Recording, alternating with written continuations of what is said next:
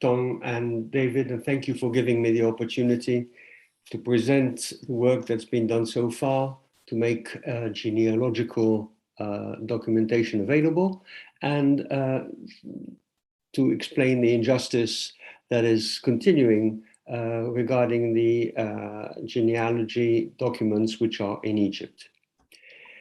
Well, I think I'm going to start sharing my screen, if you don't mind.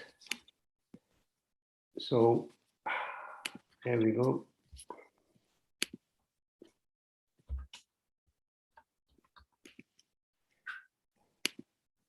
So, the Egyptians often refer to their country as El Dunya, which means mother of the world. A generous and welcoming mother dispensing its civilization and culture. And certainly Egypt welcomed many people. It became a major crossroad or a final destination for migrants, Jews and non-Jews alike, during the 19th century. There were Italians, Greeks, Armenians, Syrians, Germans, Russians, and others who together created a truly cosmopolitan society alongside the native Egyptian society. Well, I need to do this, right. So how did this come about? There were both push and pull factors which contributed to this. Muhammad Ali opened Egypt to Western civilization, and he actively sought and brought experts of all kinds from all countries to modernize a country which had been withering in Ottoman arms. Much of what we've in our lifetime witnessed going on in the Arabian Peninsula happened in the 19th century Egypt. The infrastructure boom concurrent with the construction of the Suez Canal, the agricultural and industrial and trading exponential growth, which accompanied the rise of the Egyptian cotton boom, which was due to the American Civil War, offered tremendous opportunities in the virgin land. Talking about land, the Tanzimat laws within the Ottoman Empire opened the way to land ownership. And because of the infrastructure development, the new Alexandria harbor became a certain stop for steamships, which had become the norm. They were no longer sailing ships, they were actual steamships. And moving within the Ottoman Empire was really like sort of moving within the Schengen borders. And to cap it all, Egypt was under British occupation since 1882, and foreigners had been protected anyway by the capitulations which go back to François Ier, and also by the legal system which was in place, that of the mixed courts, which was set up in 1875. Jews who were prior to that subject to oppression or contempt or distinctive headwear no longer had to pay the jizya or be set apart or face arbitrary arrest.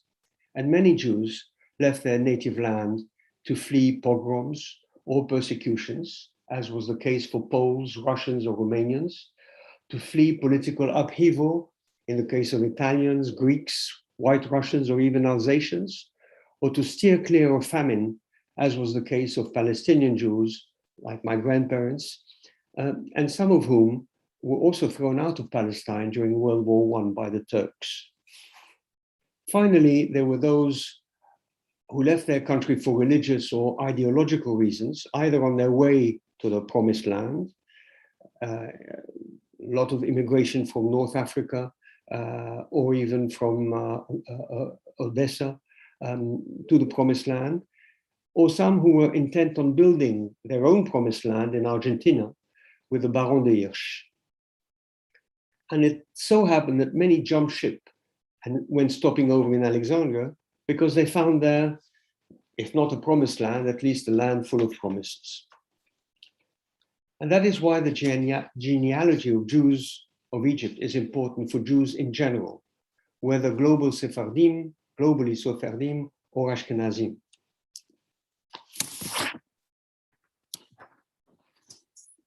In a nutshell, by 1948, there were about 80,000 Jews in Egypt.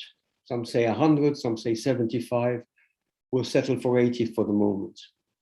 And the breakdown was about 5% Karaite Jews, 10 to 15% Ashkenazim, and 80 to 85% largely Sephardim, which includes Romagnots, Mughrabim, Mizrahim, Yemenites, and Baghdadi Indian Jews. I say this separation because many Sephardim married out to Ashkenazim and vice versa. Obviously, many Ashkenazim married out to Sephardim. So it's difficult to know whether you're a Sephardi or an Ashkenazi Jew from Egypt. If you have an Ashkenazi name, you can very well have Sephardi traditions and vice versa. Well, the land of opportunity created great wealth for the hardworking entrepreneurs who drained marshes, built trams, developed urban areas, created a textile and sugar industry. There were financiers and traders. And that is why as many as 20% considered upper class. 70% of them would have classified themselves as middle class, with approximately 10% lower middle class or petite bourgeoisie. In a cosmopolitan environment such as the one they were living in, French became the lingua franca, not only between Jews themselves, but also between Jews and non-Jews. And most spoke at least 4 languages fluently, some as many as 8. They set high value on education. And although we're comparing different numbers, global numbers, Jews were on average nearly twice as literate as Christians and over 4 times as literate as Muslims. Their schooling was mostly in French or English, some Italian, and that was done through religious and secular schools, religious schools being set up as far back as the middle 19th century. They absorbed all their different cultures, the different influences surrounding them: European, American, Egyptian opera, theater, films, literature, political thoughts, and contemporary artistic movements were there for all. But Egypt became an independent nation in 1922. But the conditions of the ensuing nationality laws allowed for only 25% to 30% of Jews to become actual Egyptian nationals. Approximately 25 to 30% remained foreign nationals, and 40 to 45% were stateless, what was known at the time as sujet local, which is local subjects. And that is a figure that you should always bear in mind when weighing the importance of genealogy documents in Egypt, where there was an extraordinary collection which is now totally inaccessible. So while we wait for Omildonia to show her love again and thirst for culture, allow us to access and copy our right, we must look at what is available and where it is available for those trying to understand their roots.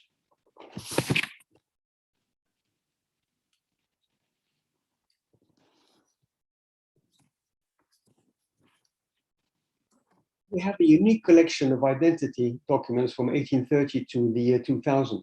That's the good news. The bad one is that it is inaccessible. So before I take you through the state of play, let me thank the many people who have contributed through the years to partially fill the void created by the inexplicable inaccessibility of the records. And it is their work which I wish to illustrate. I now have to take this picture out, put it somewhere else, maybe, okay. Okay, that's better. Okay, the initial community, as you can see, was tiny. About 100 families in Alexandria, about 150 in Cairo. And that was at the beginning of the 19th century. A study we made of the 1840 Montefiore Census of Alexandria shows, as you can see, about 1,100 individuals. In that study, you have the family name, first name, the age, the wealth, the occupation, the status, number of children under 13, children over 13, the origin, and various comments about each individual. You can see that, I can show you now. The title for Alexandria in Hebrew in those days was Neamon, which was the Hebrew name for Alexandria. You can find that census on the Nebi Daniel website under census details. And there is, if you are interested in the analysis we made of the census, which describes the actual jobs that were carried out by each by the people in the community, or the conditions of taxation of the community, you should let me know and I will send you that study. The census was transliterated by my friend Avi Malket, who used to work at the Alliance, and myself, and it's available online. I must say that for those who are interested in genealogy in the Middle East in general, there is the whole collection of the Montefiore Census, which goes from 1835 to about 1870, which is part of the Montefiore Endowment and which you can consult online. But this concerns mostly cities of Palestine at the time.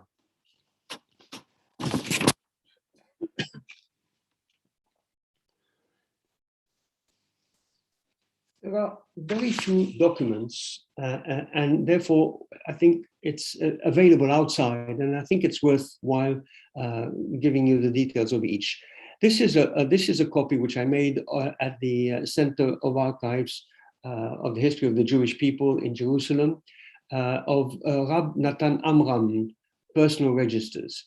Rab Natan Amram was a rabbi in the 1860s in Egypt, and he was a much revered rabbi. Many people still go to his tomb in Alexandria and in Mazarita Cemetery and light candles. Anyway, his personal wedding registers is now at the CAHJP. It hasn't been indexed. It's very difficult to read, as you can see. The Karaites were much more fortunate than the Rabbinites in that they managed to get their old marriage records, their birth and marriage and death records, as you can see with the dates, and they've placed those at the Jerusalem National University Library, where you have the references there, the Hebrew University of Jerusalem in Givat Ham. We come to Ketubot, and there is again a collection online of about 84 beautiful ketubot from Egypt, which you can consult on this link. And I'm sure David will send all the links later to people. So don't bother to write them down; they will be available. There is also we were given a list. We were given a list of ketubot. We were offered them to buy. There were 40 ketubot from 1888 to 1944, which are listed on the Nebi Daniel website.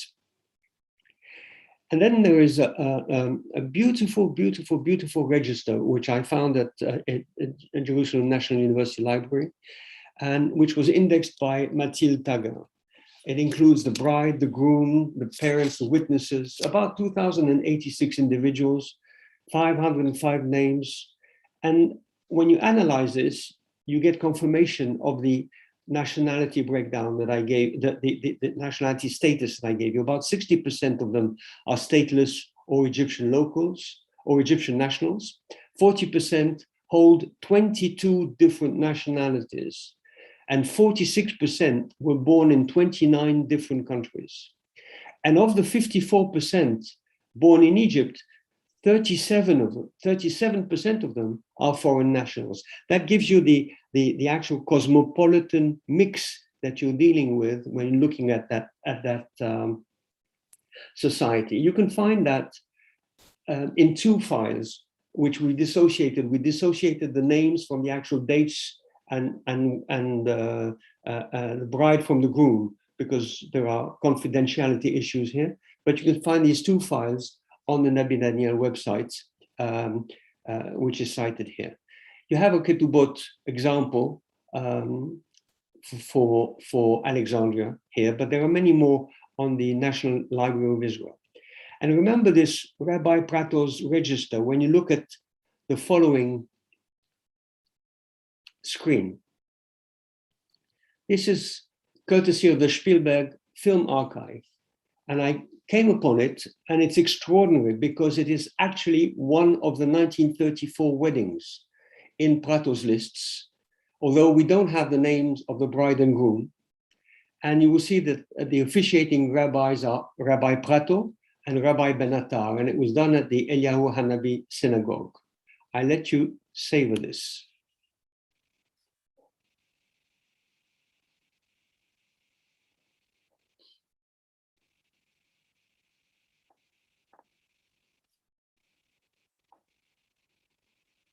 This is the inside of the Nabi Daniel Synagogue, which has just recently been restored. And here we have the beautiful bride and the beautiful groom.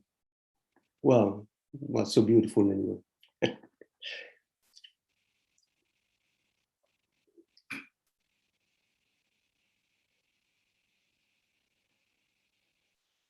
This is the you can't read it, but it's the entrance to the main entrance to the synagogue. And those of you who were there in February 2020 will probably have a tear in their eye.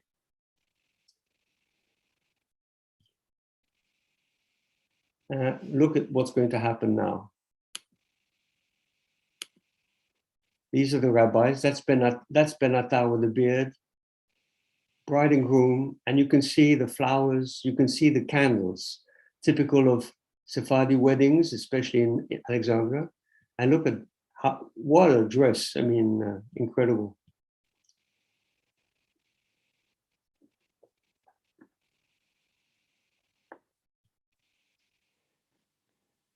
There you go. No, I don't want that anymore. Now, some of the documents we have relate to refugees from Eretz Israel.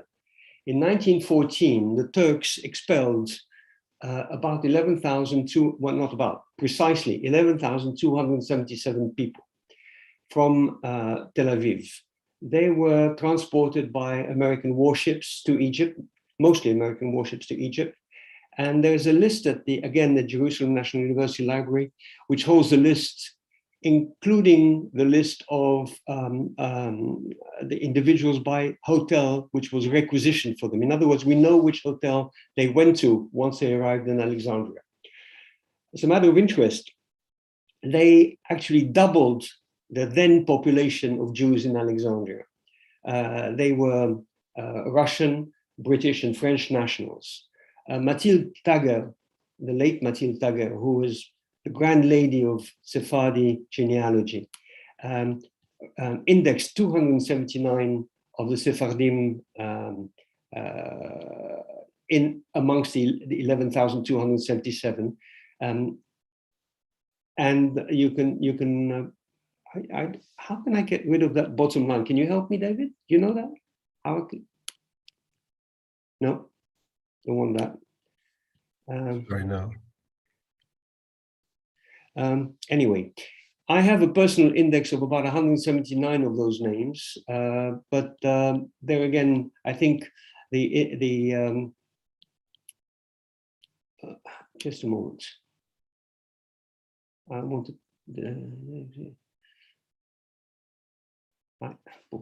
Okay, it doesn't matter.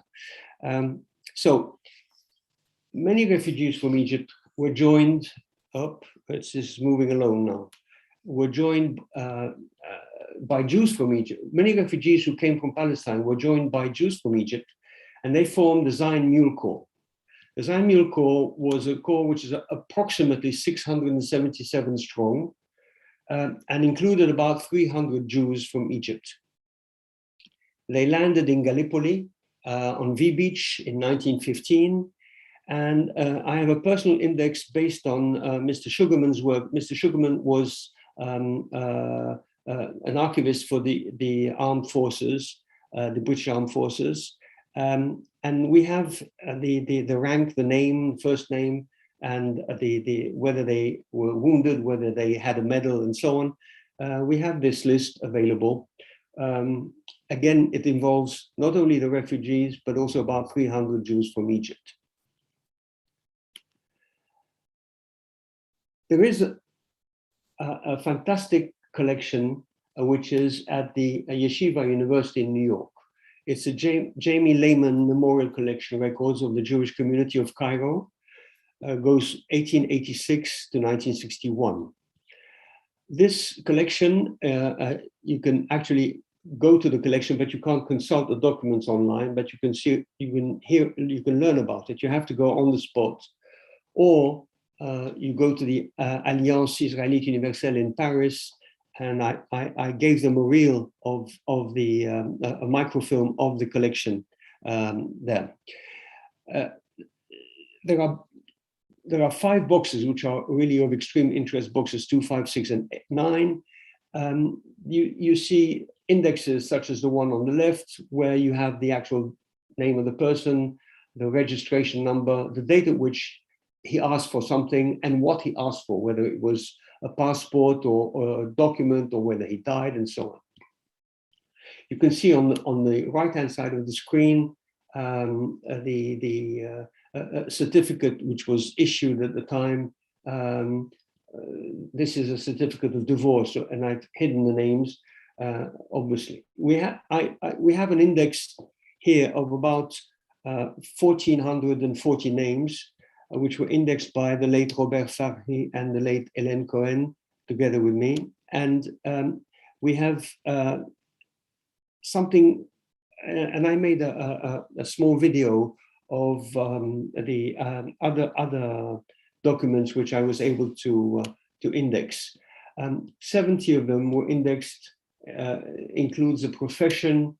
I need to get rid of this. Okay, 70 were indexing from 1919. They include the address of the person, the profession, the destination, the reason why he wants to leave Egypt, his father's details, and it was transliterated by Michel Bosson. These are issued certificates by the community so that the person can obtain a laissez-passer. You have some from 1919, which are here.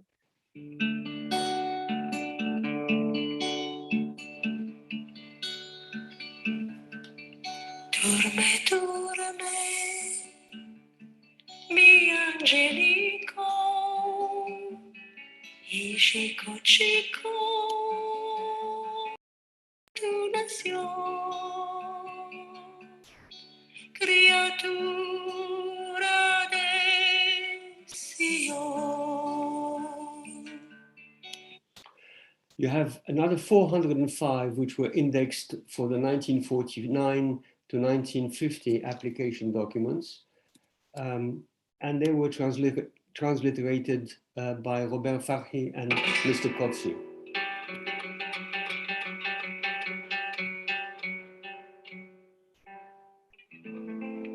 Moshe salió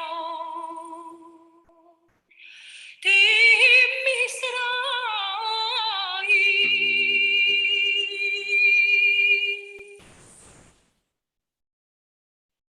huyendo el rey Faraón,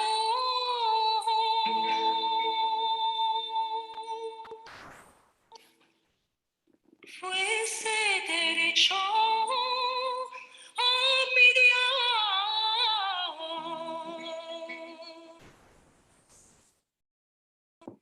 si encontrase con Yitro,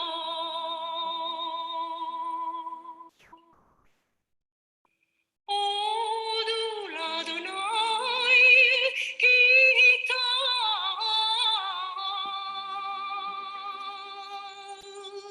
Vekine Ulam Hasado.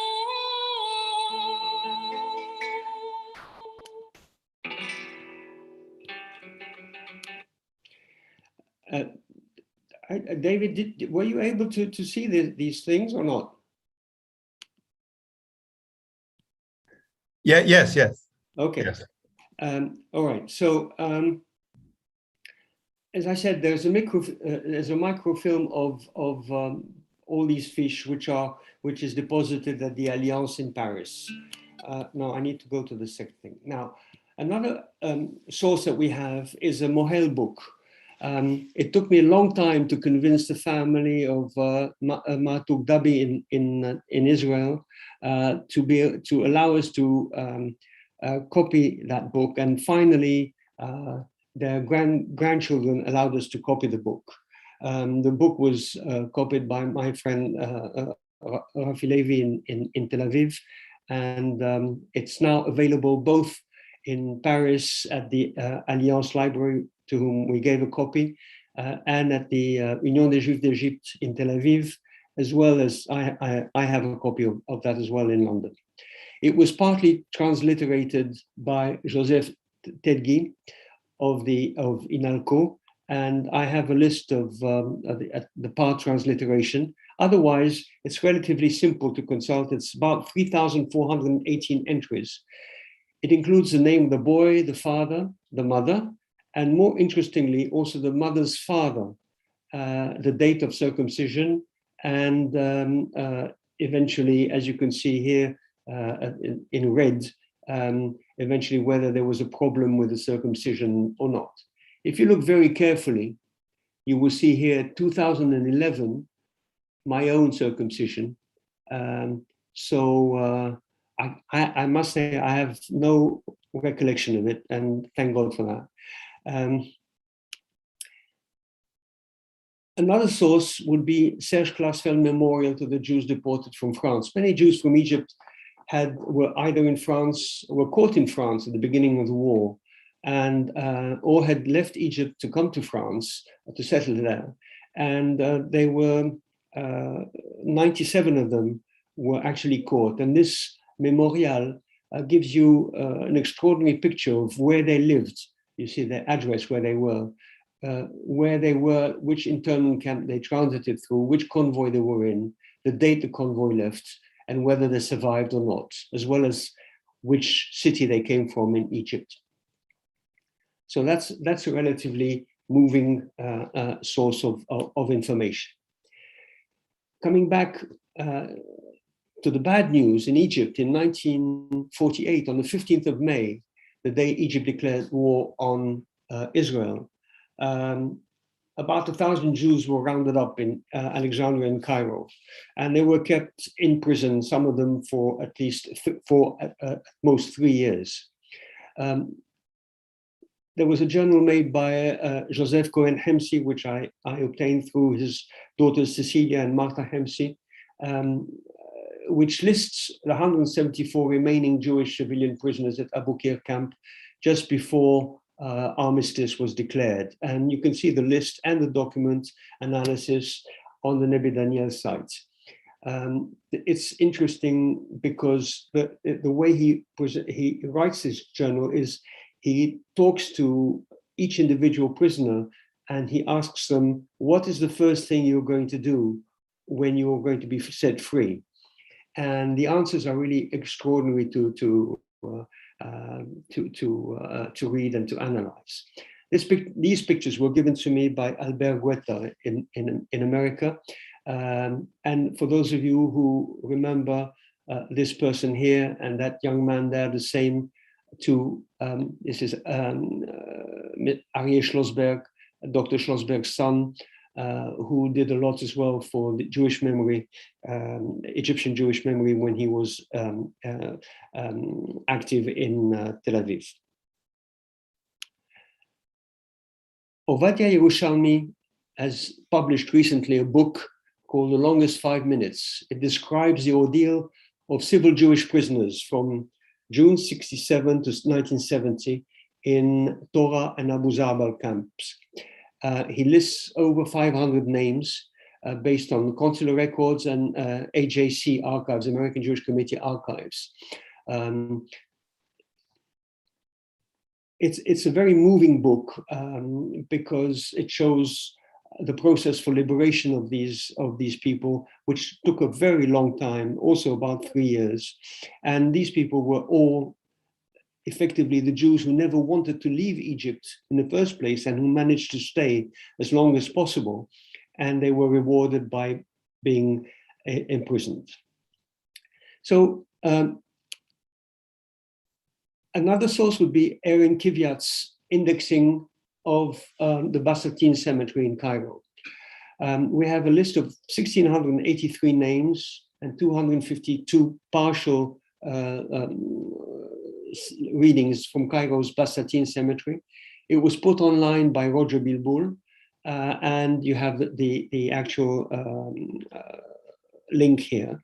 And the thing is done very cleverly in the sense that you have a plan access. You know exactly for this person where, I mean, this person is in G58. So you look at G58 on the plan and you will see exactly the position of the tomb. There is also a personal list I have, which was given to me by Nicolette Mawas, which is that of the Hosh Moseri, which is part of the Basatine Cemetery in Cairo. It's about a list of 70 names. We hope to digitize all of Alexandria's Jewish cemeteries, about 20,000 tombs, we think. That is because the death registry, which you see a copy of here, is sequestered. We can't access it. And that death registry gave us exactly the tomb location, the name, and all the data for the person who was buried there. Meanwhile, thanks to Zahra El-Awad and Nicolette Mawas, I have a personal list of about 1,500 names by cemetery. Obviously without the actual positioning, but at least we have the names. And we also have been able to index within the framework of Design Mule Corps the names of those that died during the First World War and which are also buried in the Jewish cemetery of Alexandria. Here I need to give an enormous tribute to Emile Gabay, the late Emile Gabay. Emile worked tirelessly for about 10 years to create a collection of Jewish newspapers from Egypt. He spearheaded the funding that allowed digitization to place them in French and Israeli institutions. In France, it was placed at the Alliance, where we have 138 publications with 4 main titles. One of them is very interesting. It's the Revue Israélite d'Égypte from 1912 to 1918. That contains a list, as you can see here, of the best pupils from the Jewish schools of Alexandria, and also contains the donations made to the main synagogue in Alexandria.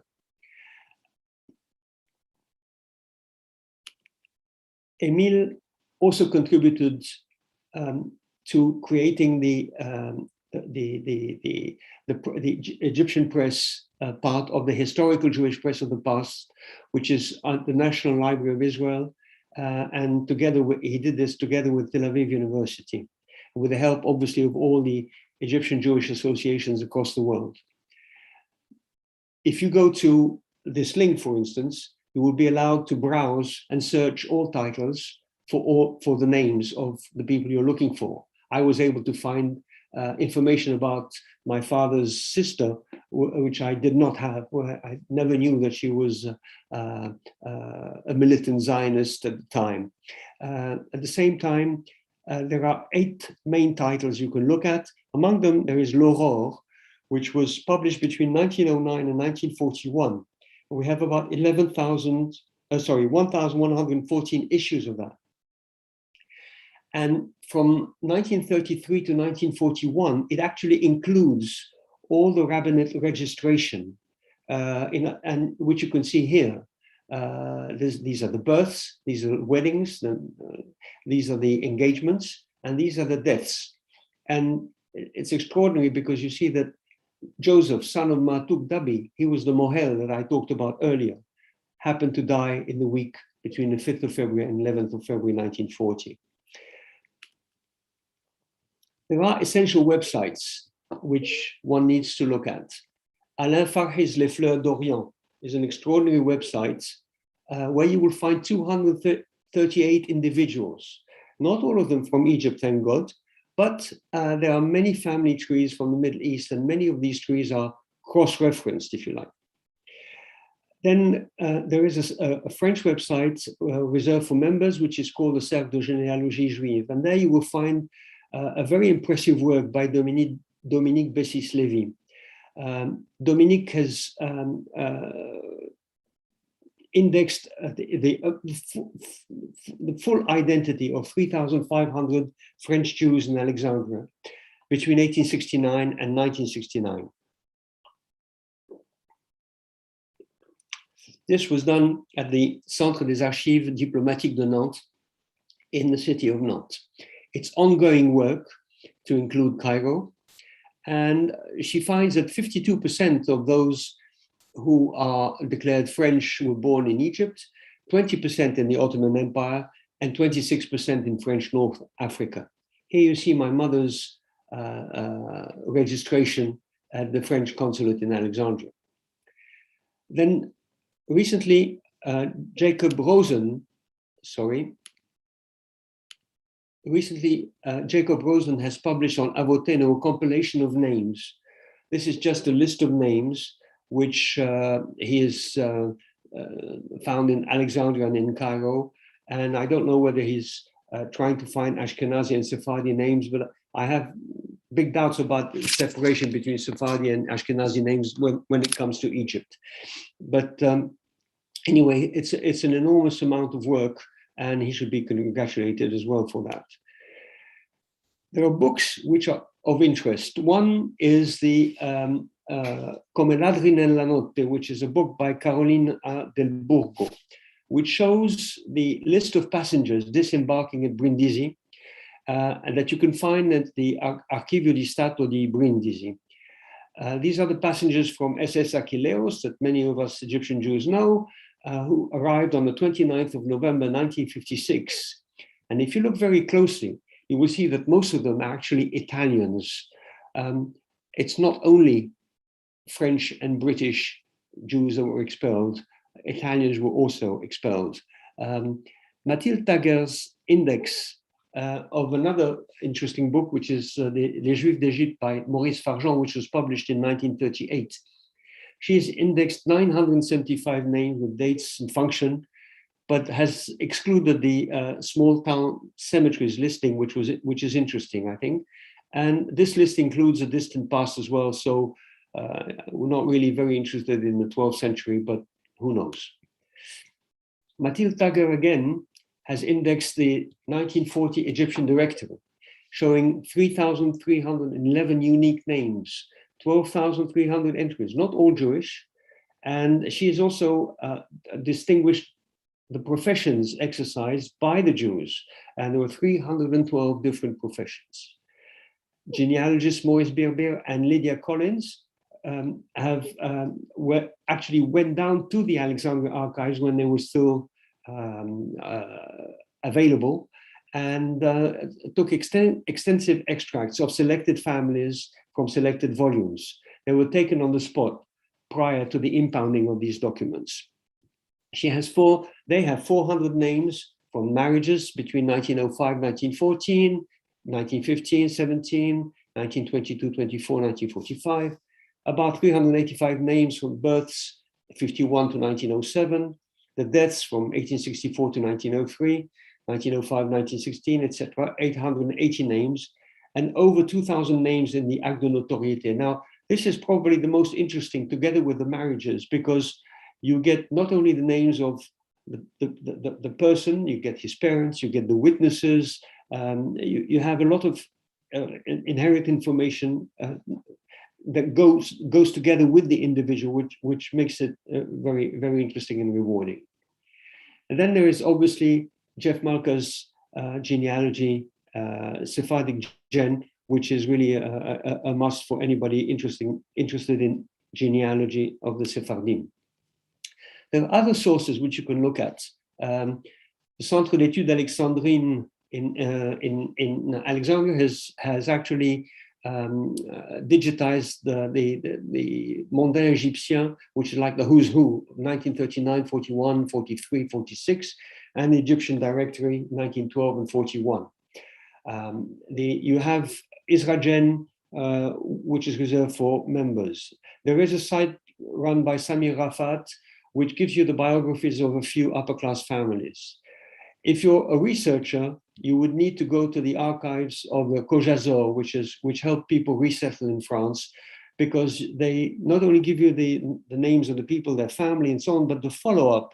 The Kojazor actually followed up and settled in the settlement of the people in France. Then you have consular archives and archives of landing in recipient countries. I mean, one knows about the Brazilian identity cards and so on.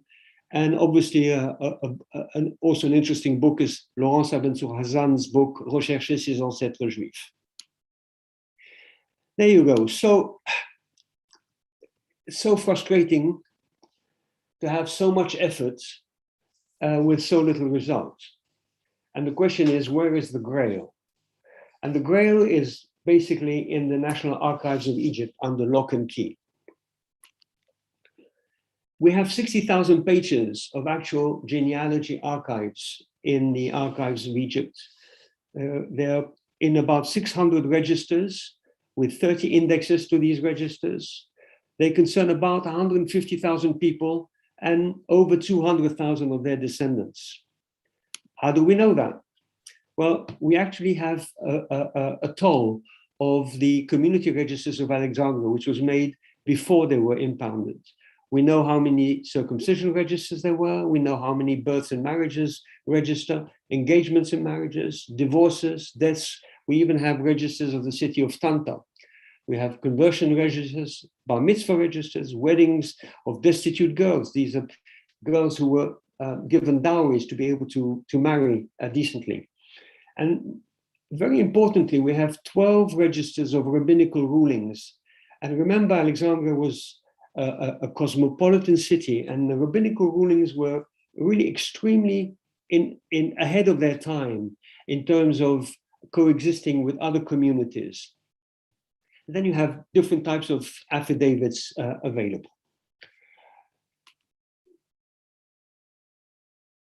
Why do we have these registers? Well, you remember that I told you there were 40 to 45% of the people who were stateless. For these 40 to 45%, these are the only civil records. But for all Jews, there are also the religious and civil records. And the consuls depended on these religious records to establish their own civil records. Now, this derives from the Millet system. The Millet system was the Ottoman system for running the empire, which was made up of myriads of religions and nationalities. What they did was to devolve on the religious authorities the responsibility for the civil and religious status. And these were internationally recognized legal documents. And you see in Alexandria, we actually had a counter within the synagogue, which is called État civil. I mean, it's not État religieux, it's actually État civil. And this was run by the Tribunal Rabbinique d'Alexandrie. These documents concern, as you saw, birth, circumcision, Mohel, bar mitzvahs, etc. There are life cycle events, general celibacy or civil status affidavits, rabbinical rulings, and we have a lot of loose documents, for instance, the Ketubot, some of which were stolen. Here you see, for instance, a book which contains ancient Ketubots. Now, women would leave their Ketubah when leaving the country, just as a safeguard, if you like, to be able to call on it if necessary, and not to risk losing it. All entries into the documents were paid for by levies, which, to my sense, confers inalienable property rights to the person who paid for these levies. In the late 19th century, they include family pictures, and you saw the moving pictures that we saw, the moving family pictures that we saw for the Jamie Lehman collection. They contain a host of genealogy details.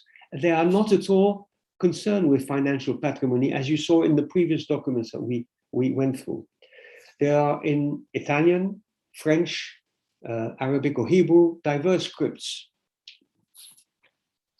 And they cover a period from 1830 or earlier for Cairo to the departure of the last rabbi.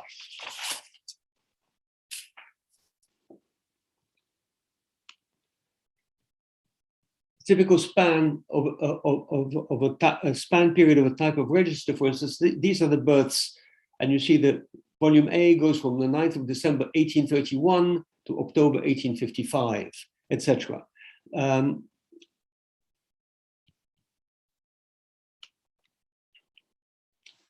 So why is it that the Egyptians do not allow us to have a mere copy, which is really what we are looking for?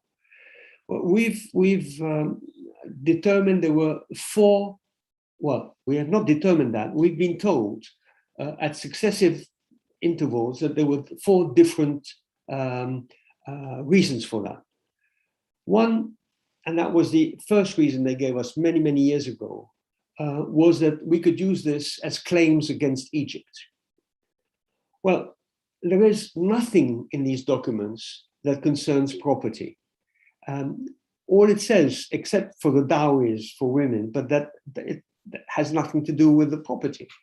And 40% of those who are included in these documents are foreigners, and they didn't claim anything from Egypt so far, although they have all their documentation from their consuls. There is an example of the Cecil Hotel that many of us know in Alexandria that was actually given back to the owners of the Cecil Hotel. They did not need the religious documents to be able to get their hotel back. And during the Sadat era, there was legislation that anybody who had had their property nationalized or sequestered was able to put a claim through the Egyptian courts. Very often they won these claims, but the property was difficult to get back because counterclaims were made for the property upkeep and so on. But at least legally, they had title to the document, to the property, and some people just took the title and have kept the title to the property. If one is looking at actual property claims, if you go to the cadastre in Alexandria or in Cairo, you will have all it, and the cadastre is open, it's free. You can consult anything you want at the cadastre, and you will find the actual names of the property owners, and that is not hidden, and that is actually available, and you can get copies of that. So I don't understand why we can't get copies of our religious documents. We've then been told that Egypt doesn't deal with individuals, they only deal with institutions. And we said, okay, we don't want the registers, give it to the consistoire, give it to the Shiva University, give it to any Jewish institution, but give us a copy. Then there was a question of sovereignty. I don't understand what that really means, but we really don't want the originals, we just want the copy of these. And if you can get a copy of an Egyptian papyri, I don't understand why you can't get a copy of a 19th century religious document. And then we've been told it's a question of security. Now, I don't know whose security we're talking about, whether it's the security of the documents, in which case an institution is just as valid as the National Library of Egypt to keep these documents, or is it the security of Egypt itself? Most of the guys in these documents are dead. So what are we afraid of?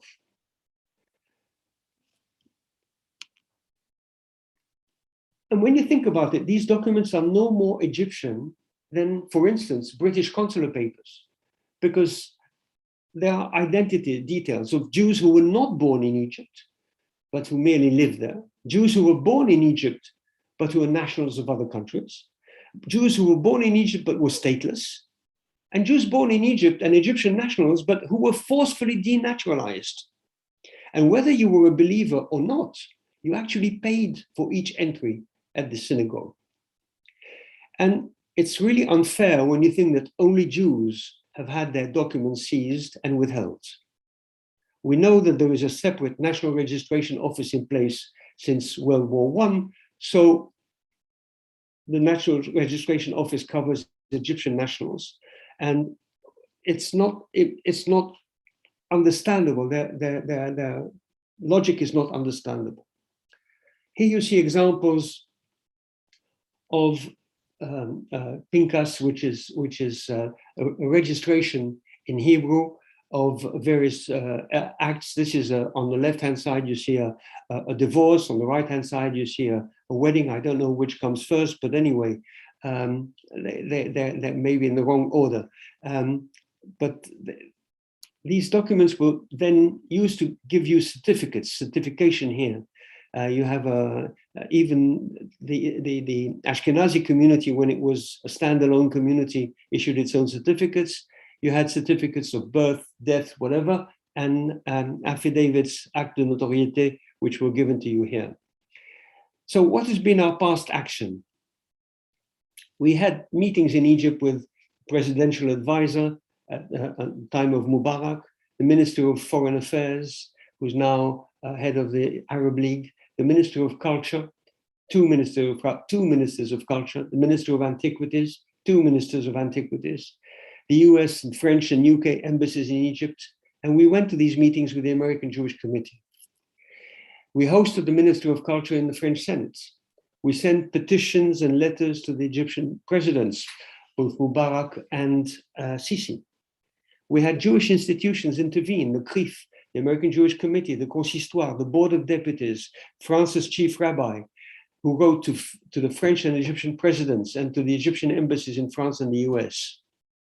And still, no chance. The registers still have multiple ongoing practical use for Jews. We don't think Egyptian archivists are substitute to a bona fide rabbinical judicial authority.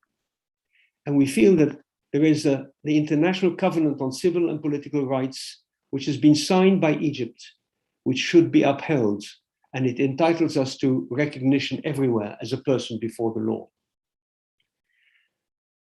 Then there are the illegal conditions under which these registers came into the National Archives, where they should never, ever have gone. And keeping them exclusively in Egypt subjects them to potential disappearance. Jewish identity is being denied to Jews who were expelled or forced to leave because of that identity. So after 18 years of lobbying President Sisi, the world is waiting, and we are waiting to applaud you. Show us that Egypt is really el Dunya. Thank you. Thank you. That was absolutely outstanding. I learned a huge amount from that, and I've, somebody who's looked a little bit at Egypt. Before we go to general questions, can I ask something which is not really genealogical, but the Egyptian Jewish community has always impressed me by, obviously I've only known the emigre community, just by how sort of cultured and sophisticated people are, and yet this is a community that came together from sort of all over the Jewish world in a very short time, and just melded together. And I'm just wondering sort of if you have any thoughts about how that happened, because it's such a short period of time, more or less, perhaps mostly from the 1860s onwards. How is it possible for this disparate group of people to just emerge into a single community so quickly? Well, I think, as I said, education was really the crunch. Most Egyptian Jews did not go to religious schools, Jewish religious schools. Most of them went to either lay schools, the lycée français,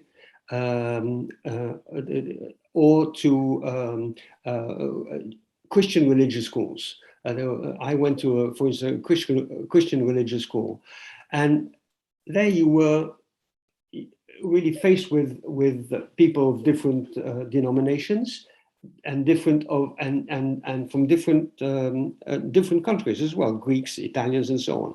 And within your community, there was there would be different services in the synagogue for high holidays, for instance, for the people from Corfu or the people from Salonika who wanted to pray in such and such a way. But basically, because it was a small community, as I said, I made this joke about the Sephardim and the Ashkenazim, but you can make the same joke about people from Turkey marrying people from North Africa and so on.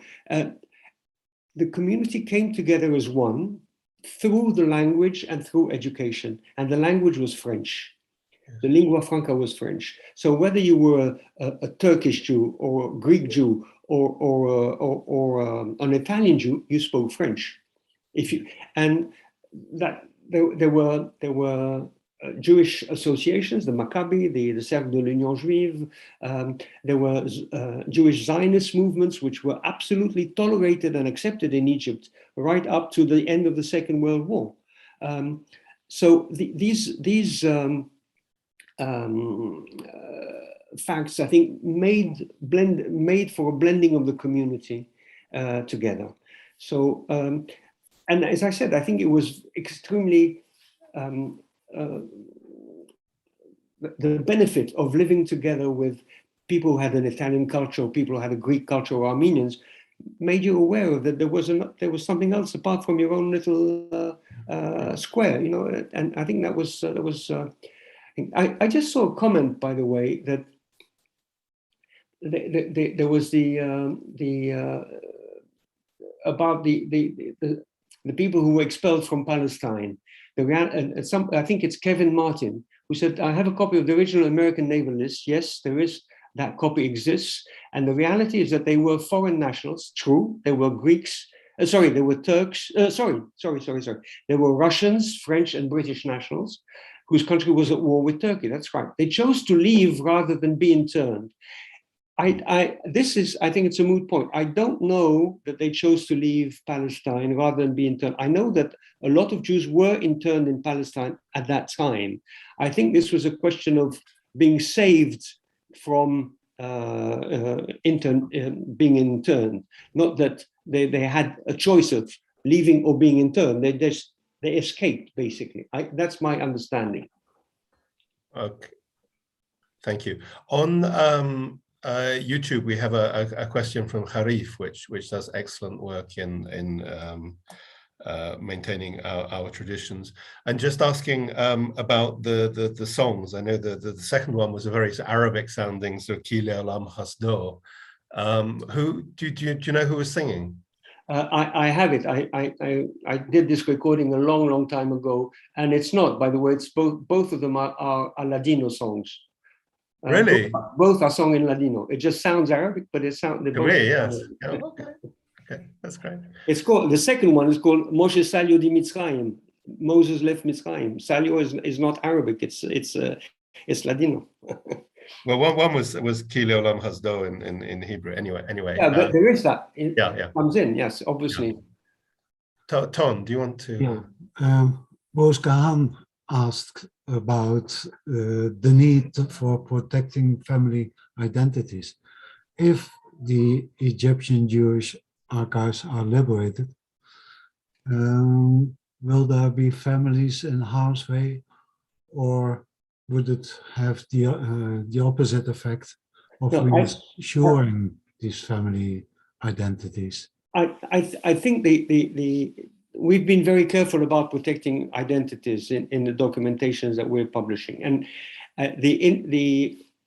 what we are saying to the Egyptian government is that we are not going to take these documents and publish them. These documents will go to a rabbinical authority, and the rabbinical authority will treat them the way a rabbinical authority in Egypt treated them. In other words, they are identity documents, and you can only access them after X numbers of years. In France, you can only access documents after 100 years. So I think that it would be safe to say that they would follow the laws of the country where they would be located. If it's France, it would be 100 years.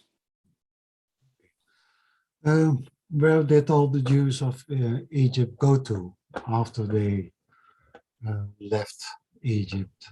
Well, there's about 30 to 50% of them, and the Israelis say it's 50%. I don't know. I think it's maybe 40% is a middle way that went to Israel. About 10 to 15,000 came to France. Some of them actually left France again for America or for Brazil.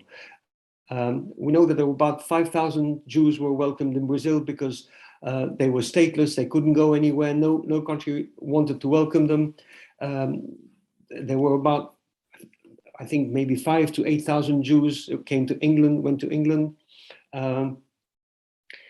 So Italy took in its nationals, and they were a lot of Italian Jewish nationals.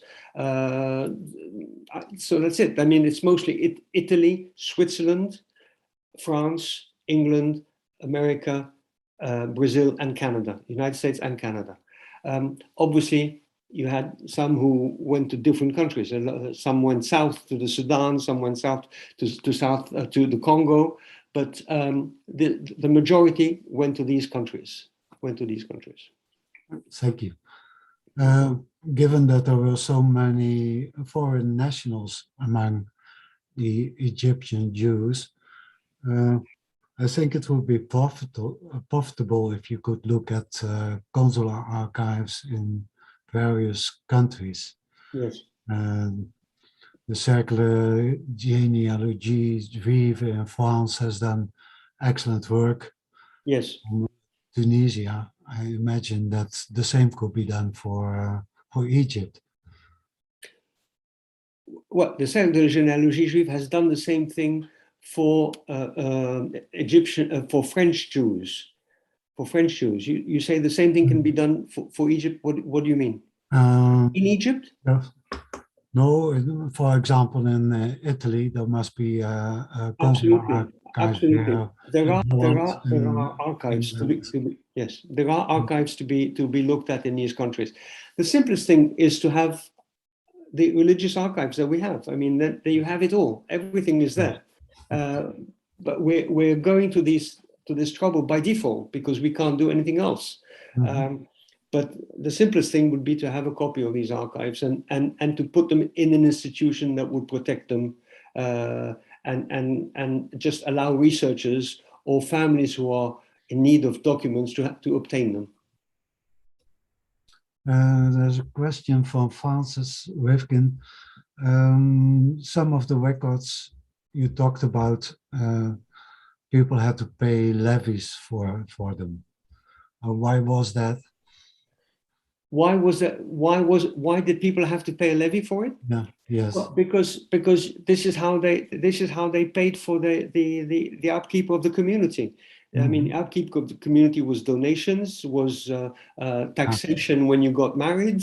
You had to pay for the wedding ceremony. You had different classes of weddings. You have first-class wedding, second-class wedding, third-class wedding, and you every time you wanted a document, you paid for the document. Every time you registered something, somebody was at the other end, and these were not civil servants, these were employees of the community, so they had to be paid. So you actually paid for the person to register these documents.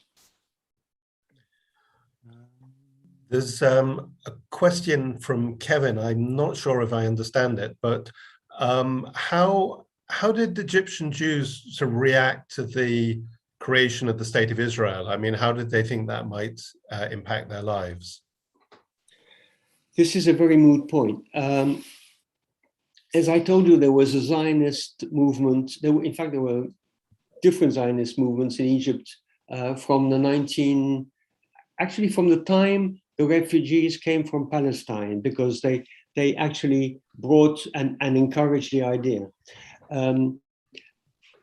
There was a review called the Revue Sioniste, which you can find, I think, in one of the libraries I talked about.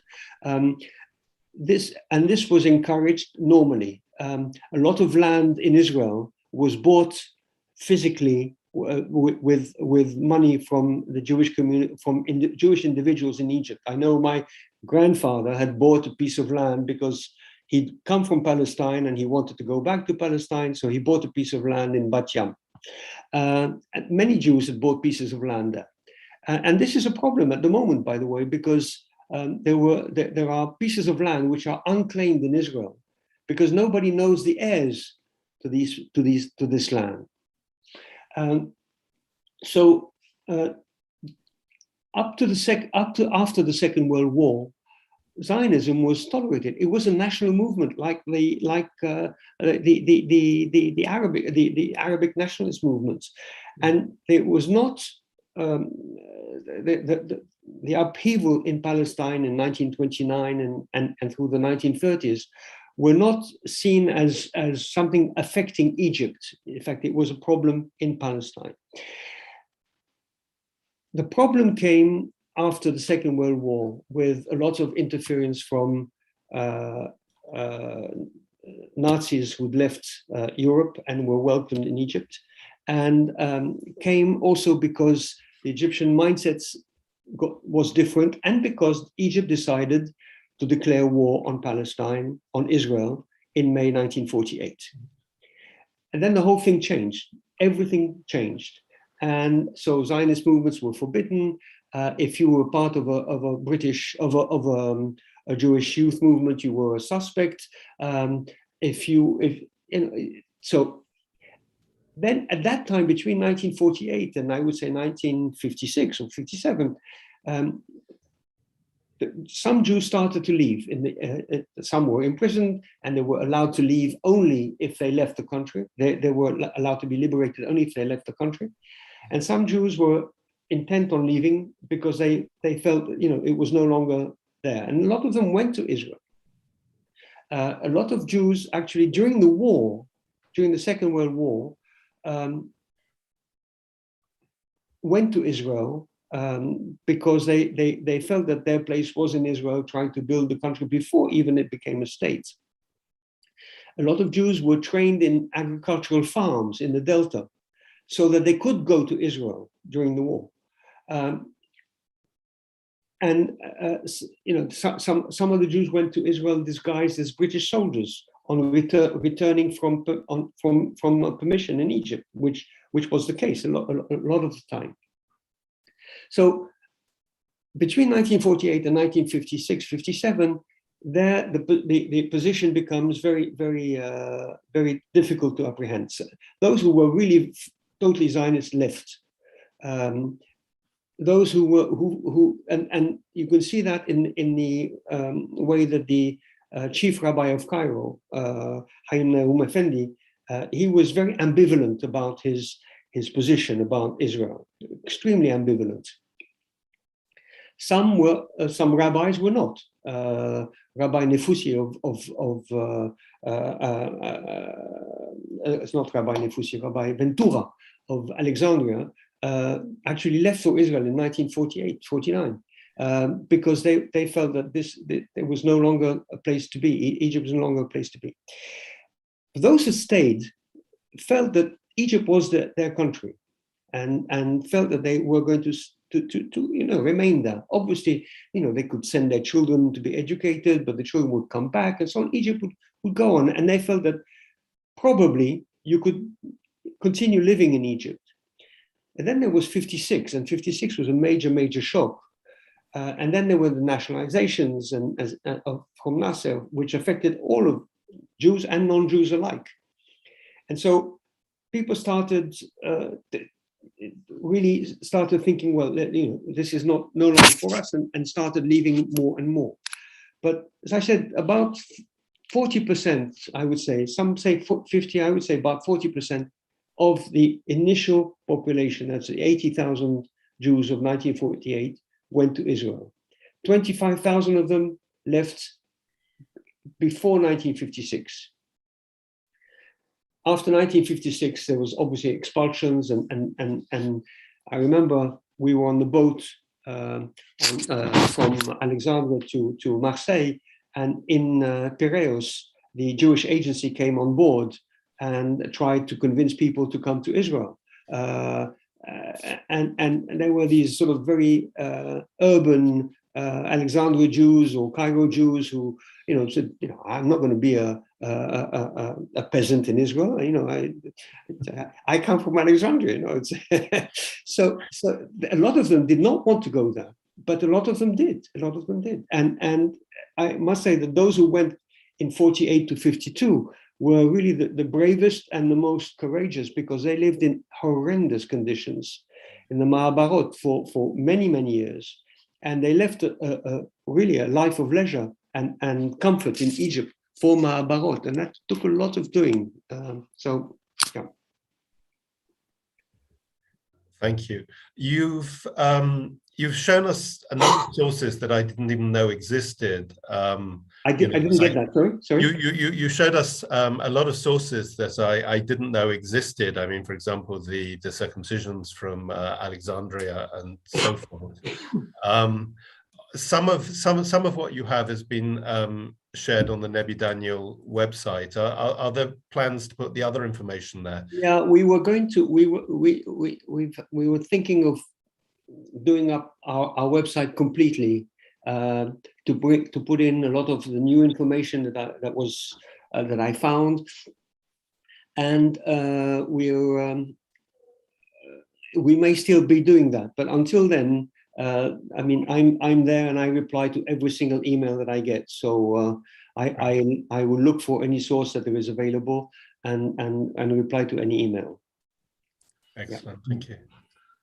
There were some personal questions which will reach you from other members of our public. So there's a question from Bruce Kahan about international law. What is the international law on preserving the cultural memory of the diaspora people? And could you go to the United Nations, for instance, for support? Well, we went to UNESCO. I don't know that there is an international law. I think this is still, it's a law which is in the making. I know that there is a big discussion, for instance, in the United States about returning documents to Baghdad and so on. And there was an interesting Harif Zoom meeting about that.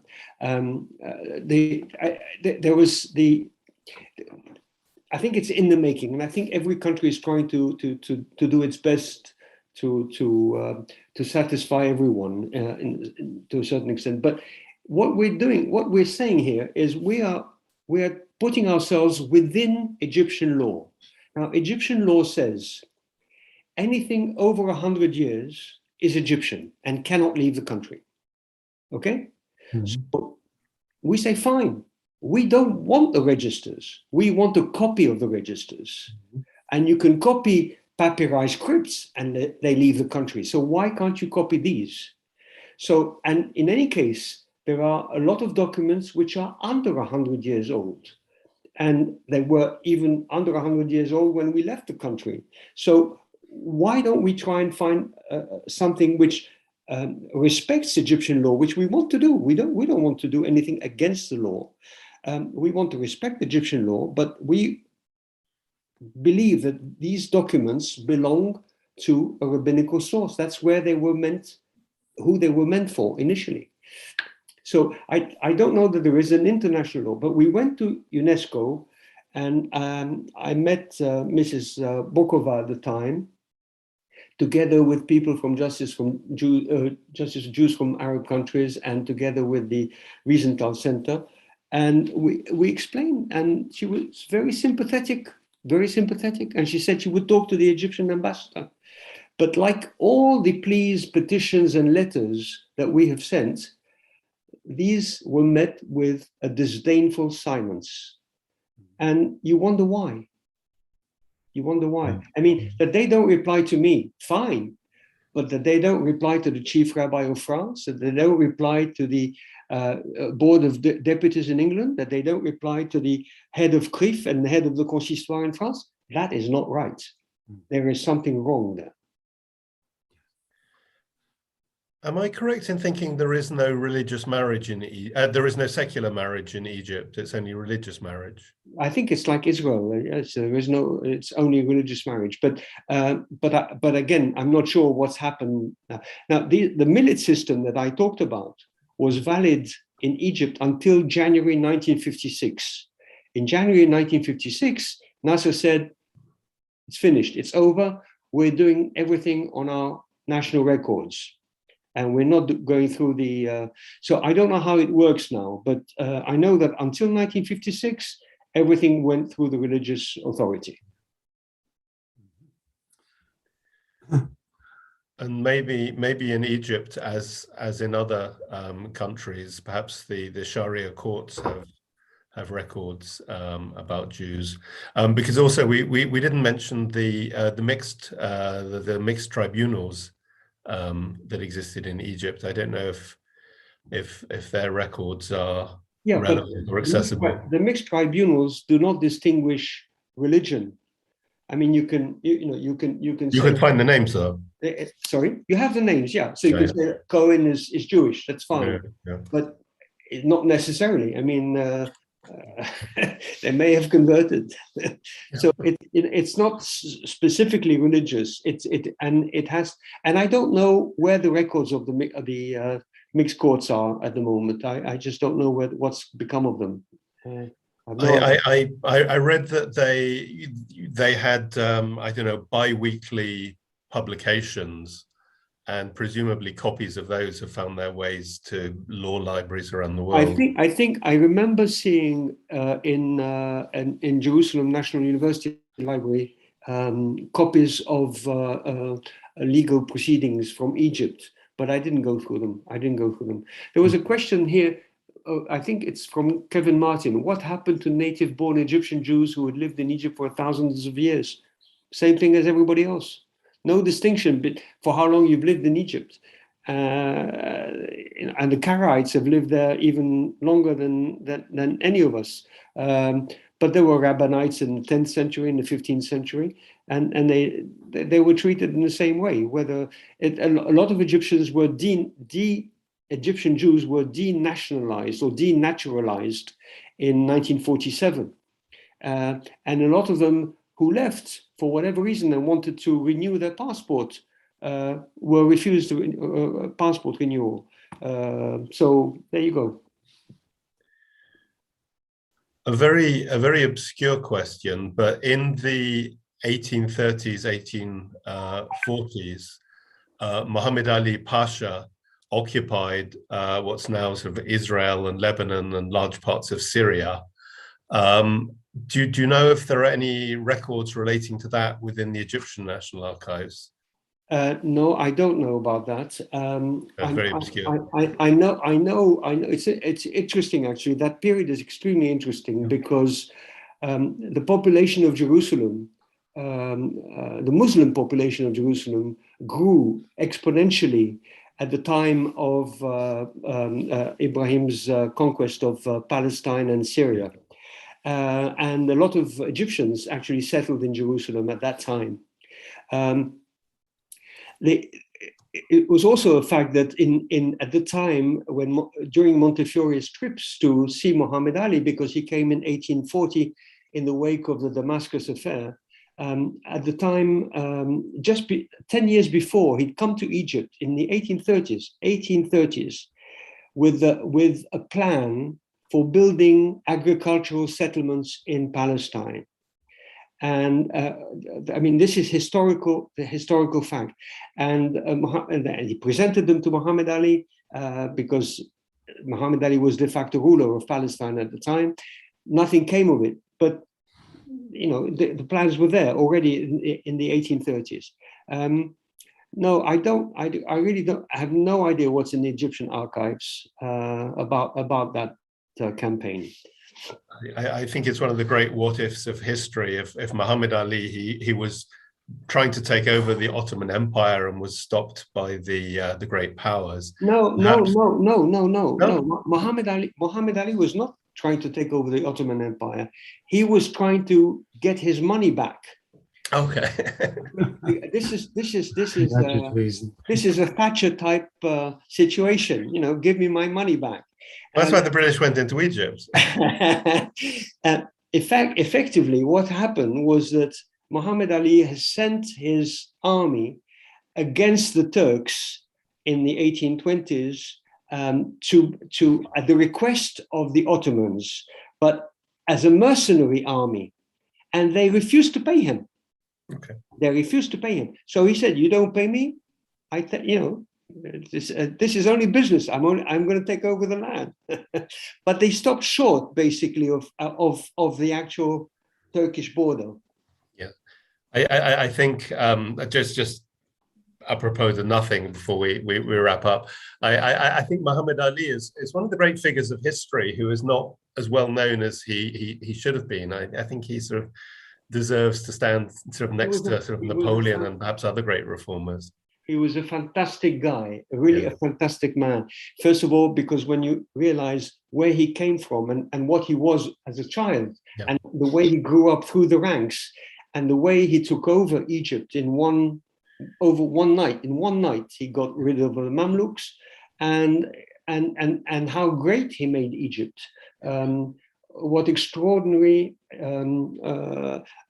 architecture, what extraordinary infrastructure he brought to Egypt. It's amazing. It is absolutely amazing. And at the time, he did not have the money for that. He didn't have the money for that. It's not like Saudi Arabia or Dubai or the Emirates. So they had the money. At the time, he didn't have the money, but he made a fantastic country. And Egypt still is a fantastic country with fantastic people. Yeah. Thank you. Ton, would you like to? Very nice sentence to end with. This was Sephardic World, brought to you by the Sephardic Genealogical Society. As always, we thank our patrons who make all of this possible, and we thank our viewers on Zoom and on YouTube. The video will be up shortly afterwards for a very long time, so you can watch this again. And there were some questions about all the links that were in the document, and we will find a way to get them to our readers and viewers. We don't have a speaker for next week yet, but there will be a meeting next week, and we hope to see you all in 7 days. Thank you all, and bye-bye. Bye-bye. Thank you, Tom. Bye.